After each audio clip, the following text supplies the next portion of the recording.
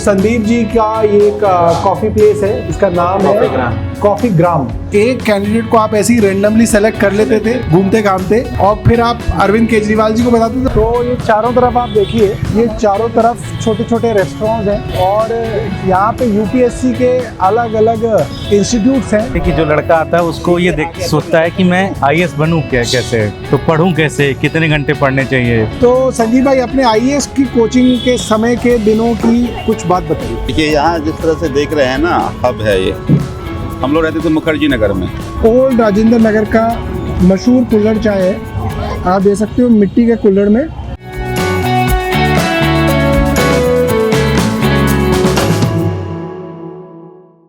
तो दोस्तों, अभी हम लोग राजेंद्र नगर में हैं। इनको आप जानते होंगे, ये हमारे करोल बाग के एमएलए हैं विशेष रवि भाई।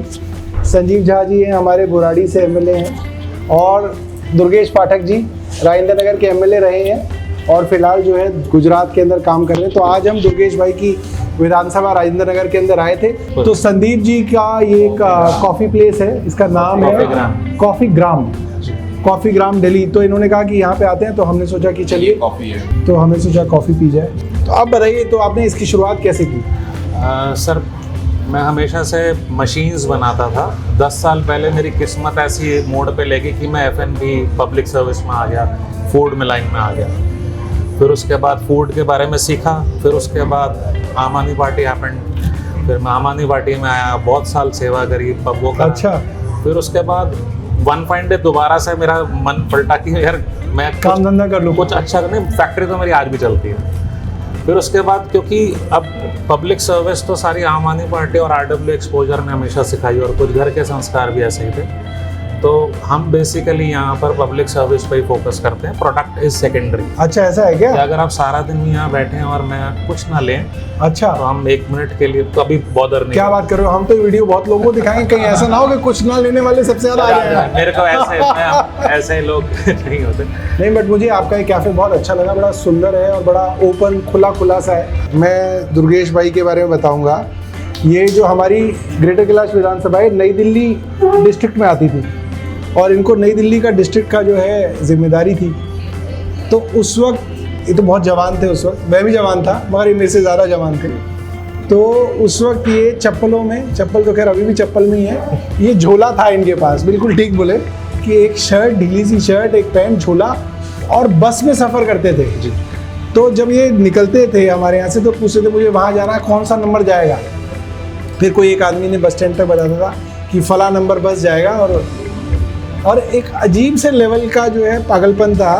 एक बार ये हमारे यहाँ कुछ संगठन की बात करने, तो वहाँ आम आदमी पार्टी के ऑफिस में 2 लोग आ गए कि जी हमने गैस सिलेंडर बुक करा रखा है। गैस सिलेंडर वाला गैस सिलेंडर नहीं दे रहा, याद है आपको?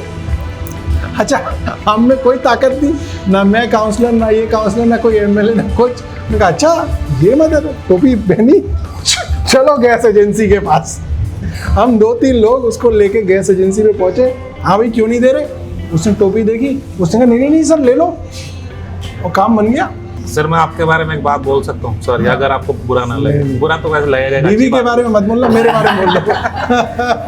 मैं जब हम पहली बार चुनाव लड़ रहे थे ना, तो एक मैं टीवी पे देखता था, एक स्टिंग ऑपरेशन शुरू हुआ था उस टाइम से कि बहुत सारे, जब हम शुरू हो रहे थे तो हमें सामने वाले लालच दे रहे थे। मेरे बहुतों के तो जवाब उसने मिस कर दिए, लेकिन सर का मैंने देखा था, उसने वेरी यंग मैन, और इन्होंने ऑन वो स्टिंग ऑपरेशन उसने वो 2013 के चुनाव से पहले स्टिंग ऑपरेशन में बोला था, get out of my office never to return. मेरे को आज तक वो शब्द मेरे कान में घूमते कि उन्होंने बोला था।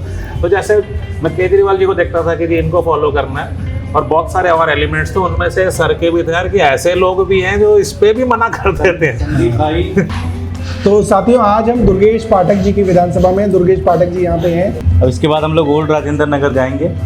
वहाँ पे हमारे योगी अंकल का बहुत फेमस जूस की दुकान है, वहाँ जूस पियेंगे। और उसके बगल में चाप की भी दुकान है, पंजाबी चाप की दुकान है। चाप भी खा सकते हैं अगर किसी का मन करे, ठीक है। और चाय की भी दुकान है। बाकी मुरमुरे उरमुरे अब पता नहीं इतनी रात में मिलेंगे नहीं मिलेंगे, अगर मिलेंगे तो ज़रूर खाएंगे।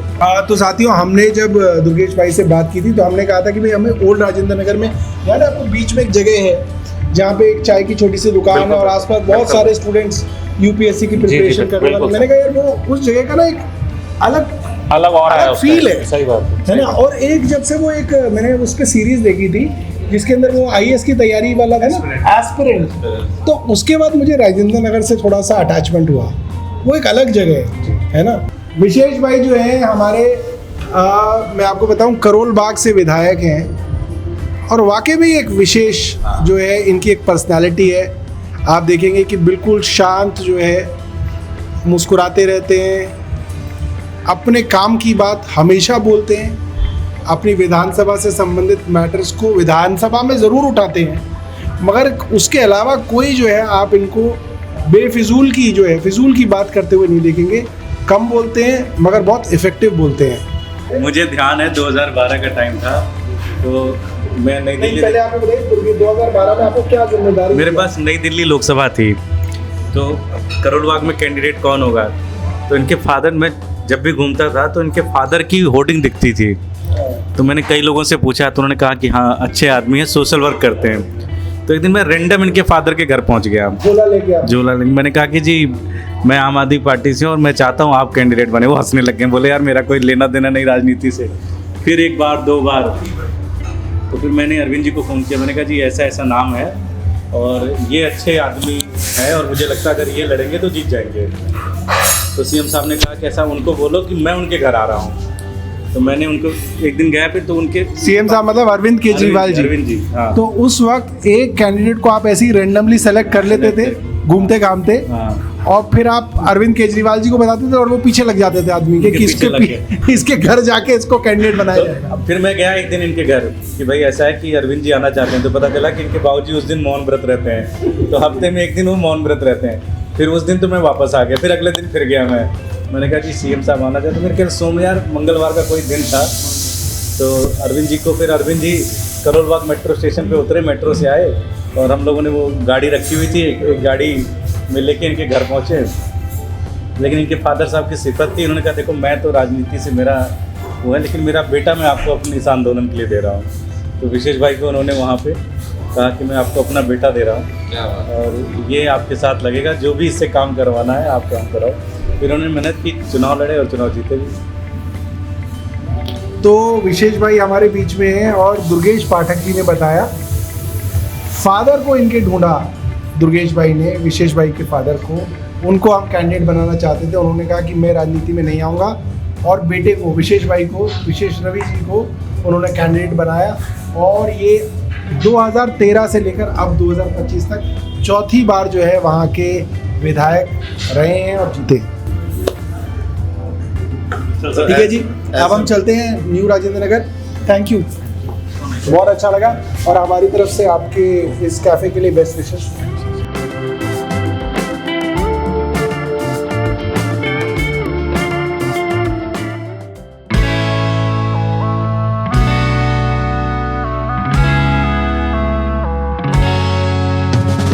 तो ये चारों तरफ आप देखिए, ये चारों तरफ छोटे छोटे रेस्टोरेंट्स हैं और यहाँ पे यूपीएससी के अलग अलग इंस्टीट्यूट्स हैं जो यूपीएससी के लिए कोचिंग कराते हैं।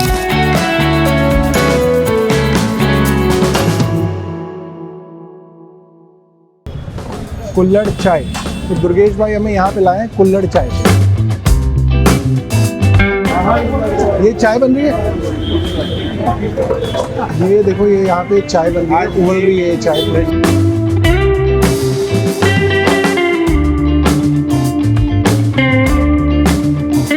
सारे जनरली स्टूडेंट्स हैं, उसी के सब लोग यूपीएससी के एस्पिरेंट्स हैं, यूपीएससी की तैयारी करने के लिए यहाँ पे पढ़ाई भी करते हैं और आसपास ही पीजीज के अंदर, हॉस्टल्स के अंदर ये बच्चे रहते हैं।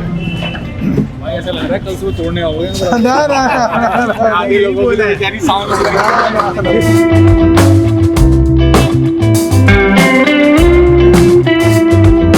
पाठक जी आ जाओ इधर पे आप। ये हमारी तो ओल्ड की फेमस चाय की दुकान ये है, कुल्हड़ चाय। दुर्गेश पाठक जी को मैंने कहा कि कोई एक फेमस जगह लेके चलो खाने पीने की, तो इन्होंने बोला मैं कुल्हड़ चाय पे आपको लेके चलूँगा।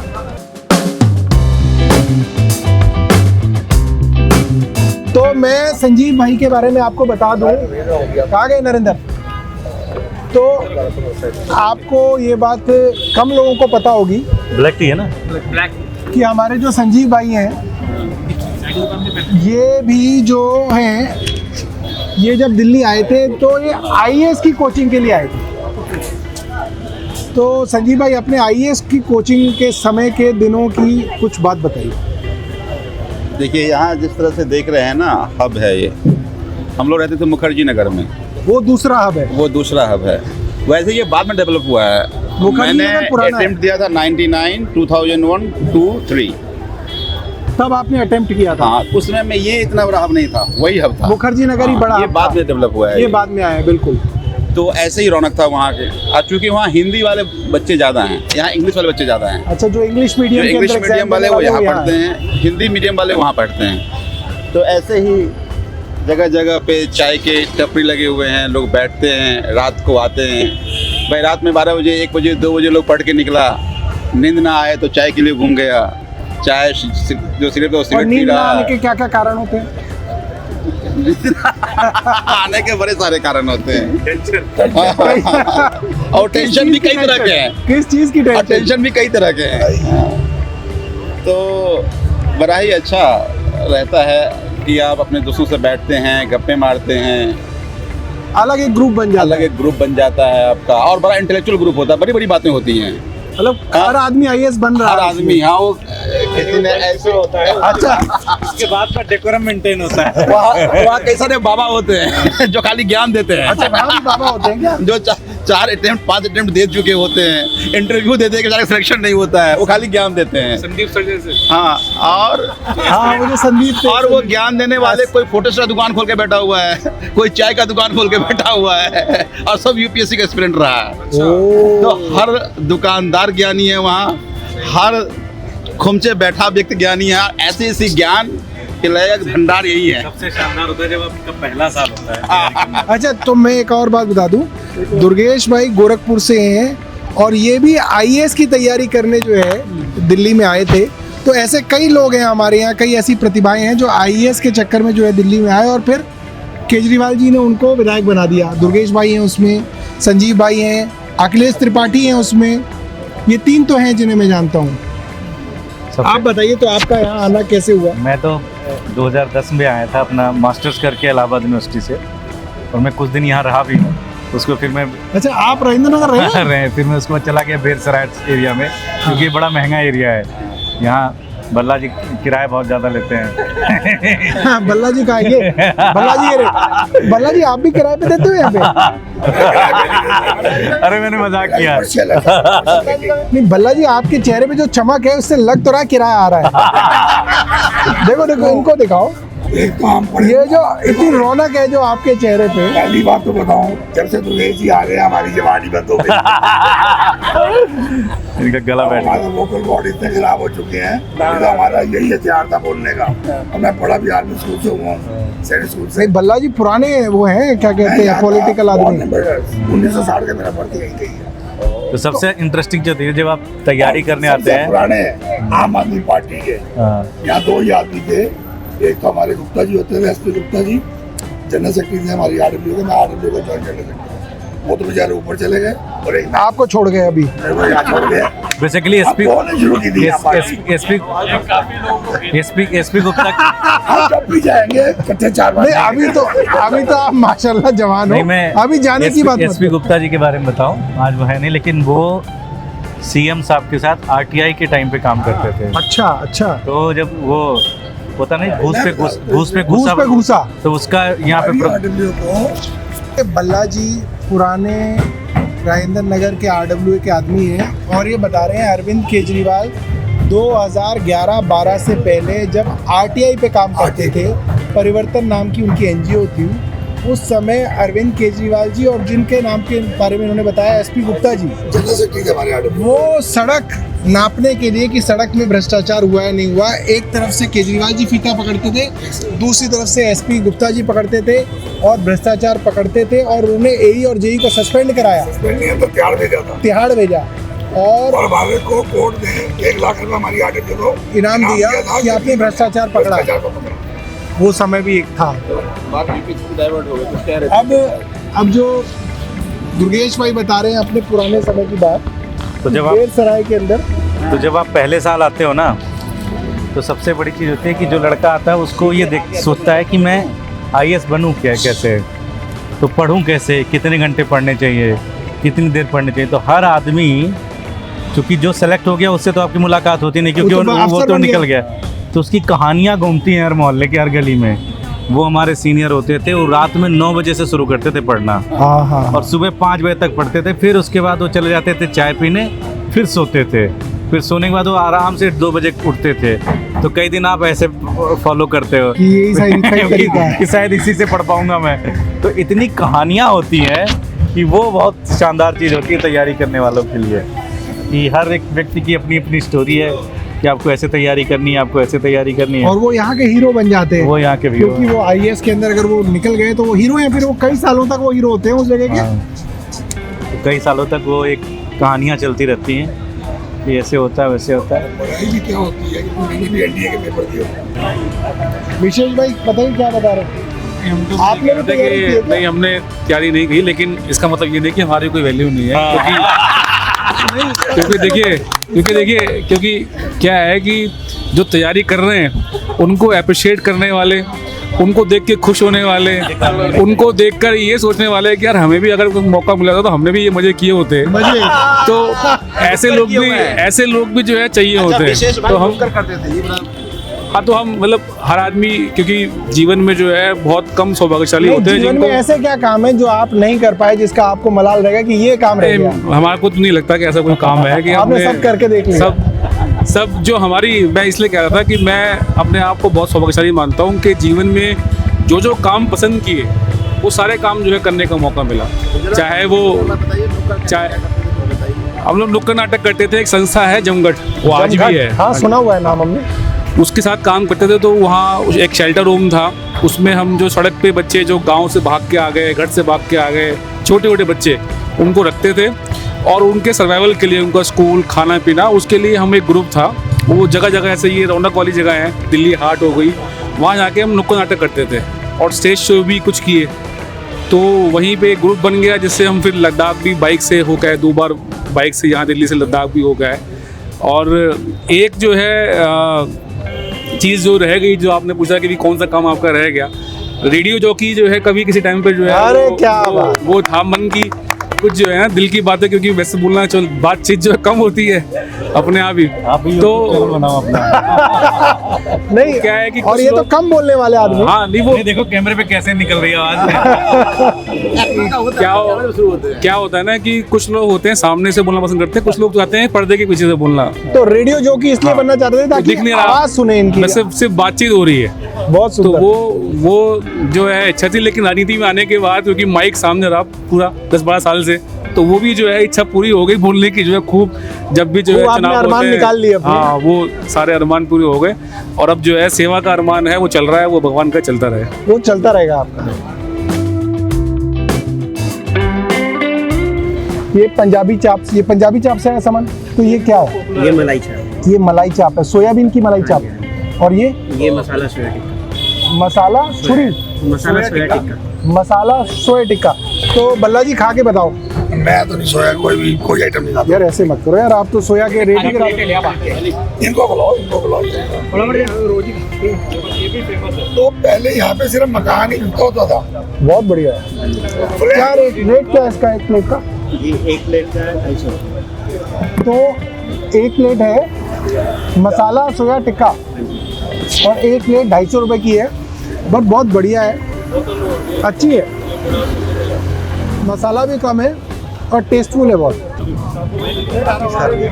ये पहली दुकान थी चाप की, मतलब यहाँ चाप की, सोयाबीन की चाप की ये दुकान, काफ़ी सारी दुकानें खुली, मतलब जो सबसे ज़्यादा चलती है चाप की दुकान। ये कैसे बनता है? ये बनता कैसे है? ये तंदूर में रोस्ट होता है सर। रोस्ट होने के बाद पहले उबलता भी तो होगा? हाँ जी, हाँ जी, हाँ जी। पहले सोया चाप को, सोया को उबालते हो? हाँ जी, उबलने के बाद फिर फ्राई होने के बाद फिर जाके उसकी मैरिनेशन होती है, उसके बाद ये तंदूर में रोस्ट। अच्छा, थैंक यू। क्या नाम है आपका? शिवा गुप्ता। शिवा गुप्ता। नहीं, इनका वहाँ पे पंजाबी चाप। पंजाबी चाप कॉर्नर, वो बिल्कुल सामने पंजाबी चाप कॉर्नर इधर बिल्कुल कुल्हड़ चाय के बिल्कुल अपोजिट है। ये बढ़िया है यार। हाँ जी मैं जानता हूँ। हाँ मैं जानता हूँ। हमारे करोल बाग के हाँ जी। विधायक हैं विशेष रवि। किशन भाई खा के देखो, अच्छा है। और ये ओल्ड राजेंद्र नगर का मशहूर कुल्हड़ चाय है। आप देख सकते हो मिट्टी के कुल्हड़ में इन्होंने बहुत अच्छे से पका के चाय हमें दी है। अच्छा, ये है मलाई चाप।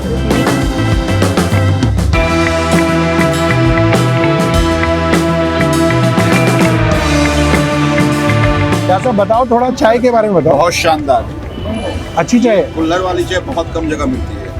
हाँ, और मिट्टी की खुशबू और पका हुआ चाय, ये सब हमारे इसे चाय बिहार में लोग जनरली पीते हैं। तो ये बिहार में आती है। हाँ खूब आती है। तो ये चाय हमें अपने गांव की याद दिलाती है। अच्छा, बिहार में कुल्हड़ में मिलती है चाय? चाय मिलती है। ये कुल्हड़ तो जब महंगा लालू जी पड़ता रेल होगा। मंत्री बने थे उन्होंने कंपलसरी कर दिया था नहीं, ये तो मुझे पता है। कि ट्रेन में कुल्हड़ में ही चाय मिलेगी। हाँ, तो तो हमारे उन्होंने- पहले लोग कुल्हड़ में ही चाय पीते थे। अब तो वहाँ भी चलो प्लास्टिक चलने लगा है, पहले ट्रेडिशन था कि कुल्हड़ में ही चाय पी जाएगी। पहले तो आप यहाँ से दिल्ली से कहीं भी ट्रैवल करो ट्रेन में तो कुल्हड़ की चाय की स्पेशल वो होती है।